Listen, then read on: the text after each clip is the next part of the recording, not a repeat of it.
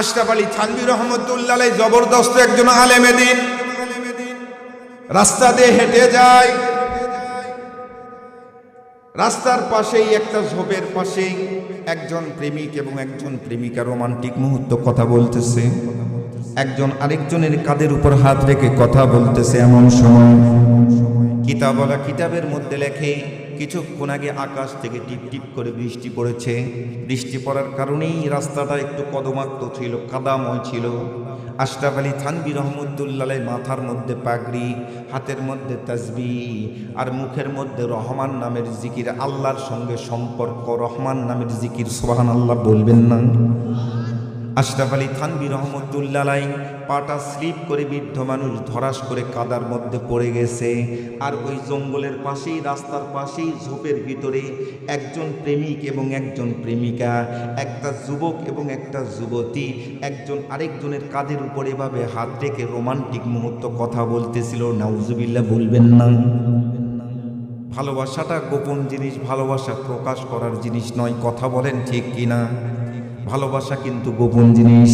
আচ্ছা বলেন তো, আপনি এবং আপনার স্ত্রী ঘরের ভিতরে একজন আরেকজনের কাঁধের উপরে এভাবে হাত রেখে কথা বলতেছেন, রোমান্টিক মুহূর্ত কথা বলতেছেন।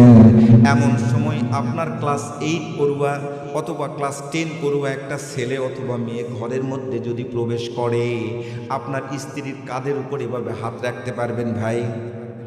হাতটা আস্তে করে সরাই ফেলবেন। কথা বলেন ঠিক কিনা?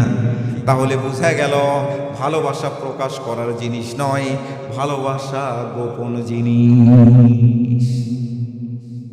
ভালোবাসা গোপন জিনিস। মুসলমান ভাইরা রে আমার, আশরাফ আলী থানভী রহমতুল্লাহ কাদার মধ্যে পড়ে গেছে ধরাস করে। কাদার কিছু ছিটানি ময়লা পানি মেয়েটার গায়ের মধ্যে লাগছে, চুলের মধ্যে লাগছে, গালের মধ্যে লাগছে। যুবক বসা থেকে দাঁড়াইছে, ক্রোধান্বিত হয়ে গেছে, রাগান্বিত হয়ে গেছে, বিভিন্ন ভাষায় গালিগালাজ শুরু করছে হুজুরকে।